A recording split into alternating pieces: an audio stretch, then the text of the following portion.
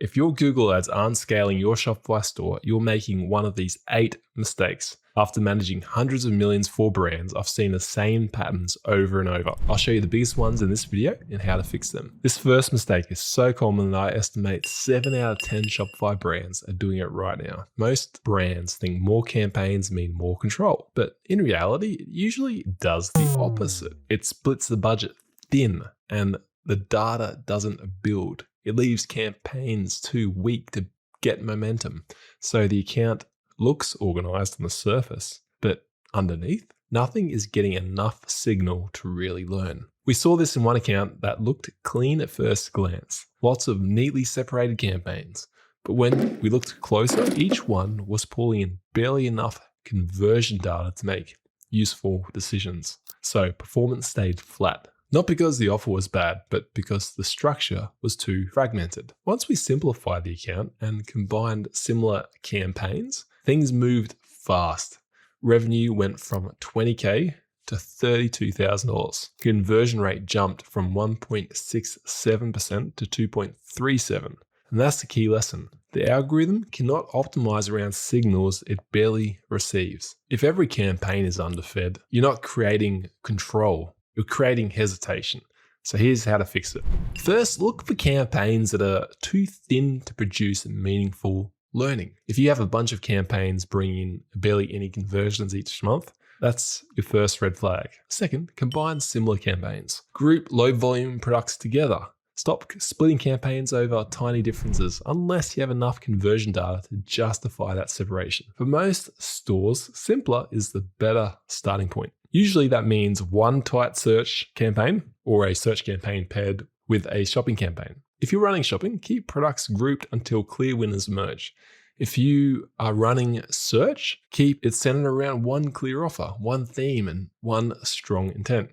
Now you might be thinking, but isn't segmentation more advanced?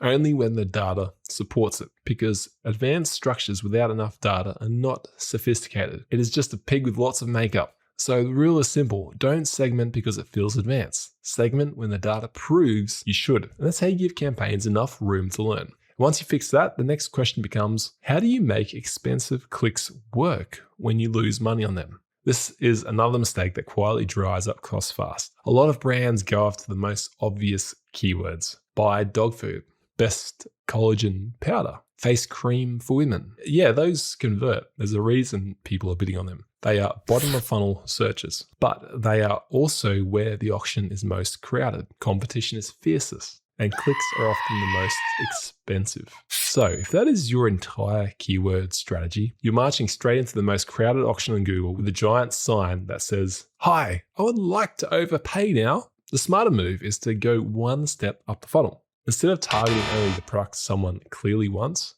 target the problem that makes them want it in the first place. For example, a lot of brands want to show up to buy dog food, but the better opportunity might be, what should I feed my dog? It's a what search. It begins with what, so it's cheaper. It's still packed with intent and close to the real reason someone starts looking in the first place. Skincare examples are, why am I breaking out all of a sudden?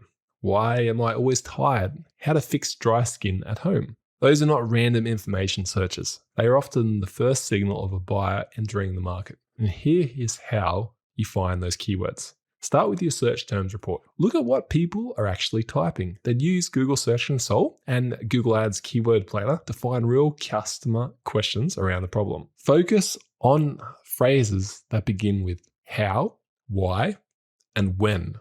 Those are often problem-aware searches. The person may not be ready to type in the product yet, but they are already looking for a solution. So once you find those searches, don't dump them into the same generic ad groups as your buy now terms. Build a campaign or ad groups around those problem themes instead. Keep the messaging tight to the question they're asking. There is one mistake people make here all the time. They start targeting top of funnel keywords, but they forget to change what they ask those clicks to do. You see, a lot of stores get the click and then they finally waste it. Someone searches for a specific problem, clicks your ad, and lands on a generic product page that doesn't continue the conversation. And that kills scale. Think of a click as a conversation. If the landing page says something unrelated, that conversation dies awkwardly. If someone searches benefits of acupressure mat. The page should feel like the natural next step. It should speak to the problem, build trust, and then position the product as the solution, not just dump them onto a page and hope. So the fix is simple. Match the landing page to the search as tightly as possible. If the search is problem-based, the page should open by addressing that problem directly. The headline should reflect the search, show the pain clearly, then you educate, build trust, and transition into the product as the solution. A very simple structure is match the intent in the headline, explain the problem clearly. Third, you'd add proof, credibility. Fourth, introduce the solution. Fifth, make the next step obvious. This is also why one ad group per landing page or theme works so well. It forces tighter alignment between the keyword, the ad, and the page. Your landing page should not feel like a plot twist. It should feel like the next sentence. This next step reveals how a lot of advertisers get tricked by their own metrics and end up losing profit because of it. More clicks does not automatically mean better ads. Sometimes a better ad actually gets fewer clicks because it is attracting the right people. For example, a more specific sale headline might lower click-through rate slightly, but improve conversion rate and cost to get a customer because it filters out low intent clicks before they even happen. And that feels wrong at first. If hearing lower click-through rate makes you nervous, good.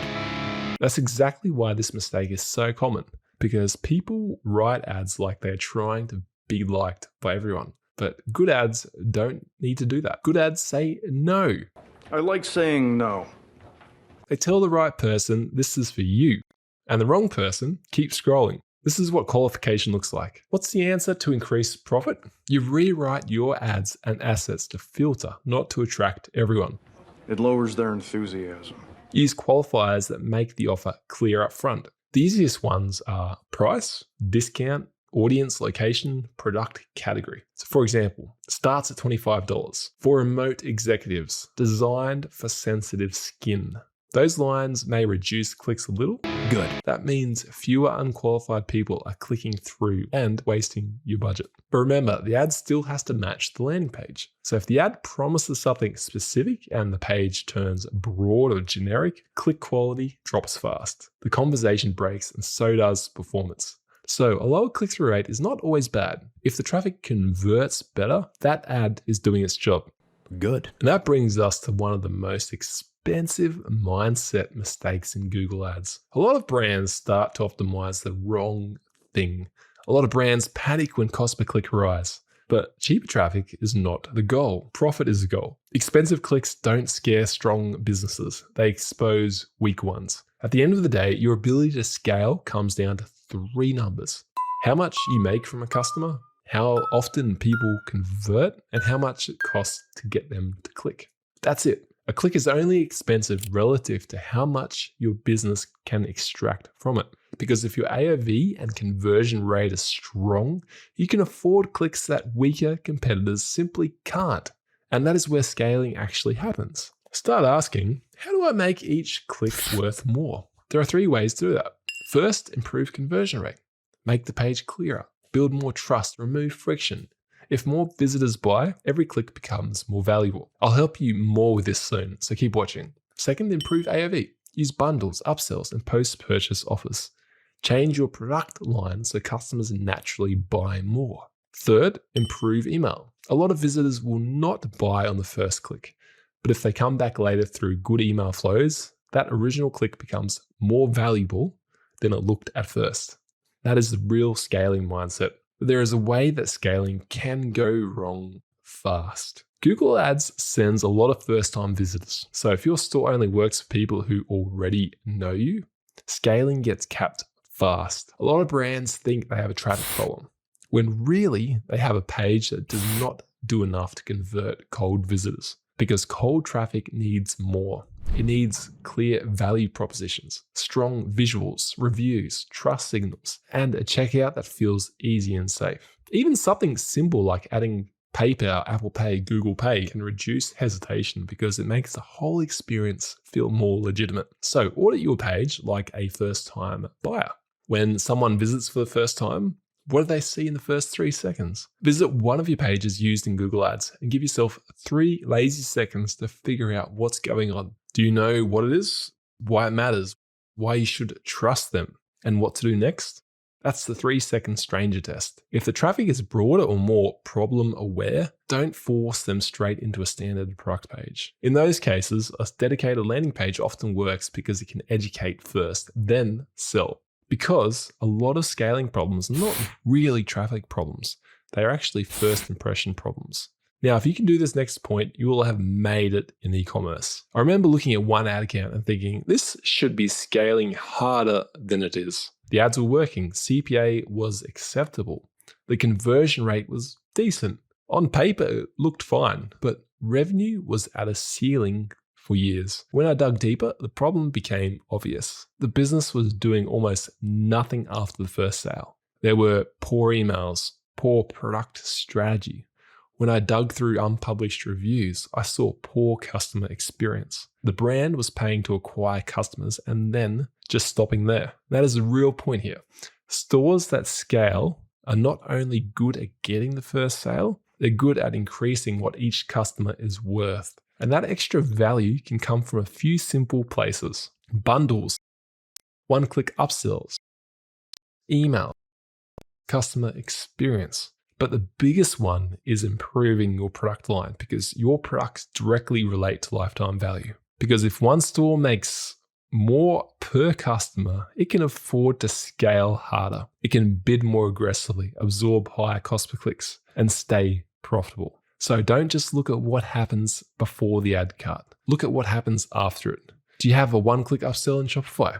If not, install an app like Zipify's one-click upsell or rebuy and add one. Are customers generally loving your products? Do you look after all your customers? There's so much you can do for retention, but the good news is this doesn't require massive breakthroughs. Even a modest lift in average order value can change how aggressively you can bid, because the brand that scales hardest is often not getting the cheapest customer. It's the one making each customer worth more. Remember how I mentioned hitting a ceiling? That's what this next mistake is about. Every Shopify brand doing Google Ads hits a ceiling at some point, a wall.